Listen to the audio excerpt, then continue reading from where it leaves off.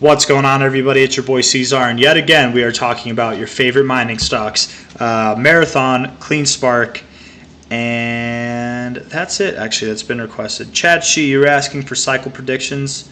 I'm just going to do cycle predictions on these ones. If you want some more, you didn't say specifically which one, so I'm going to do that. But Lethal Cow, you're the one that requested these. So let's go over these. Let's go over these right now. Here we go. Looking at Marathon on a daily perspective, it looks like you had a little bit of a red day.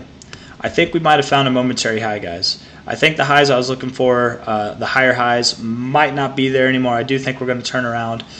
Perhaps we find a higher low, perhaps we find a lower low. That is still possible, but I think the likelihood right now is finding a higher low, probably. We could go all the way down to about $19 to $18. We could drop about $8 to $9 from here. It is possible in a very short amount of time. Maybe it's not in a short amount of time. Maybe it takes a while. Who knows? But I do think we're turning around from here. You do have some bearish divergence to top off the day right here. You were overbought. Now you're not. Lower highs, higher highs, bearish divergence.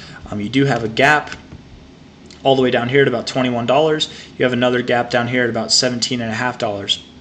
If you were to fill that gap, I mean, that would be from the current closing price, would be a drop of about 35%. You could drop that much, you really could, and then move up from there. You could go lower. I'm not going to lie. A move like that would kind of look like you're getting ready for this M pattern, and then you could kind of hold this structure. Those prices could come back on the table. But let's just see. Let's see what happens. What would make me believe that that's happening again? And I'm a little bit excited because I'd like to see the prices go lower because I would like to buy some Marathon. Would be a close. A substantial close below 1935. If we can close below the 618 here and make it look convincing, like we're closing below it, we could find support in this area, come back up, and then on the second pass go. If we see that, or we just see a straight shot through, either way, prices at 12 to 930 are very much at play. Okay, so just be aware of that. But for now, I do think we'll probably move down. I mean, at least at a minimum to $23. And then the expected area that I would also say is like 1940 to 1840, somewhere around there. Any lower than that, and we could talk about lower prices. But that's Marathon. You want me to go over cycle predictions. So for Marathon, from the last cycle's high to the cycle low, yeah, you hit your 618, 69, you hit your 0.5, came back up here again. You could go back to your 382. Man, that'd put you all the way at $11. That's the price target that we have. You might not, though. You might not go below 16. Anyways, minimum target would be $204. Maximum target would be $637. You could go higher. You absolutely could go higher. Let's see what the market cap is. It's like 4 million, 5 or 6 billion. Sorry, 6 billion.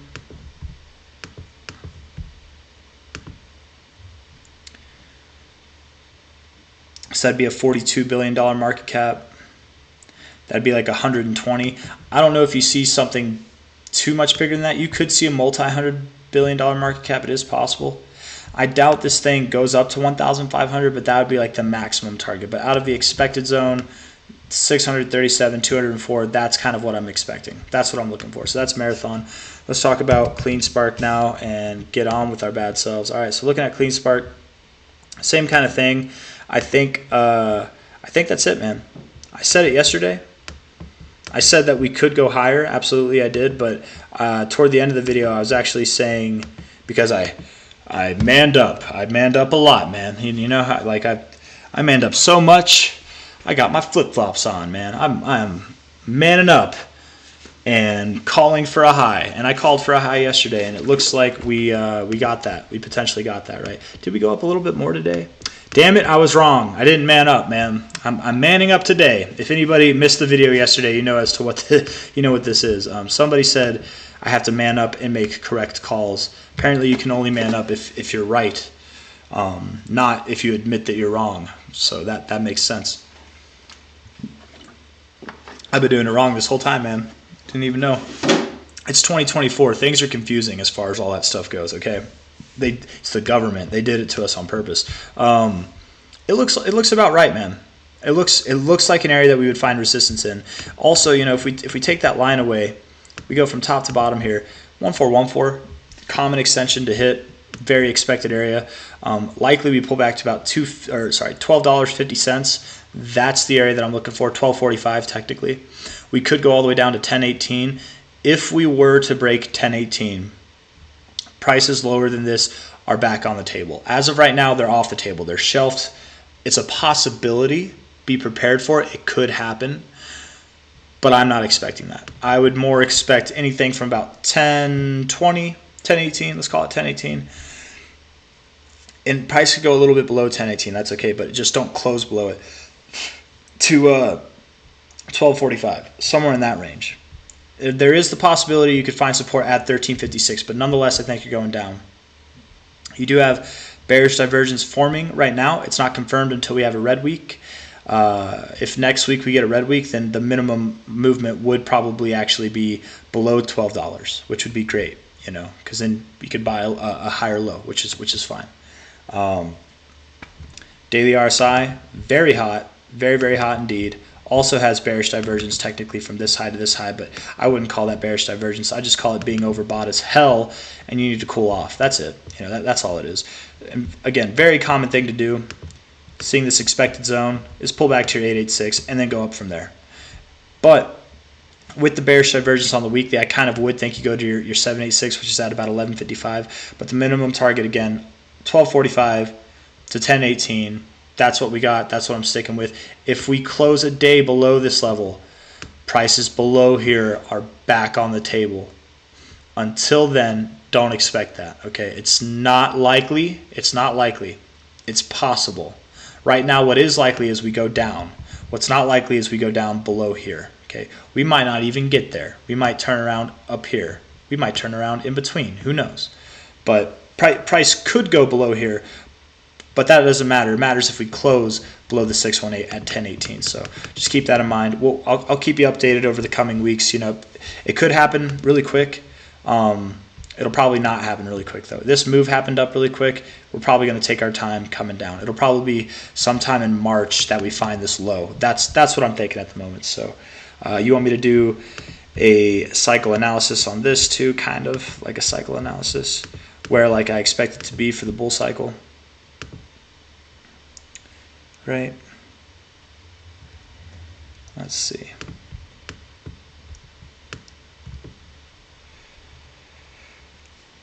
Oh man. 101 minimum target, 307 maximum expected target, with the current market cap being $3.4 billion. 3.4. A 5x, that's almost a 6x, so that would be about 18. That'd be about a $20 billion market cap, actually. And then that would be about an 18x. So that would be just under a $60 billion market cap. Above a $55 billion market cap, I believe. I'm doing my math. Maybe it's closer to $55 billion, but something like that. Yeah. Yeah, closer to 55, actually. I think it is under 55.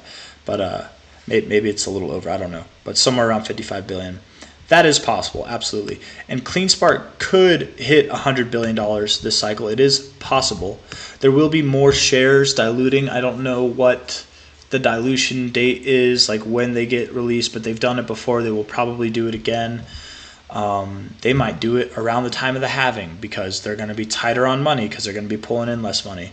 And people keep telling me that I don't understand the halving, but like, dude, half the bitcoins that are like the amount of bitcoins that are being produced per block, it's gonna get cut in half.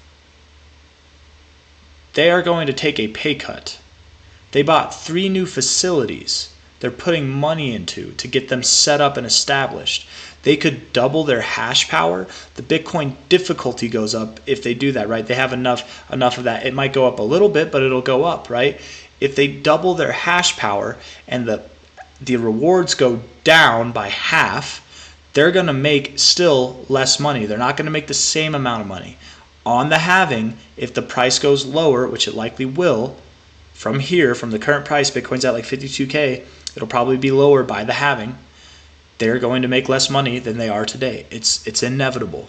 I don't know what's so hard to understand about that. Maybe I'm just silly, man, but some people keep telling me that I don't understand the dynamics of the halving, and it's like, dude, I've been in crypto since 2015. I think I get it, but anyways, 17x from here is possible. We could see it, and that would be what, 55 billion. We could see something like this all the way up at like $600 at $100 billion market cap. That is possible, but 724, that's like the max target I would give. And again, who knows? It says 55 billion now at that area. If more shares dilute, that might be greater than a $55 billion market cap. So that could affect the overall growth. But nonetheless, 101 to 307, that's the area that I'm looking for. At least 101, but I think you're going to get new all-time highs this cycle. So probably 300, if not 160, somewhere around there. And that's all I got, man. So if you guys liked the video, hit that like button. Subscribe if you want to see more. Thank you all for coming. Down for now, in case it was confusing with all the bullishness, and then we could talk about the upside. It wouldn't be crazy at all, man, to close this gap.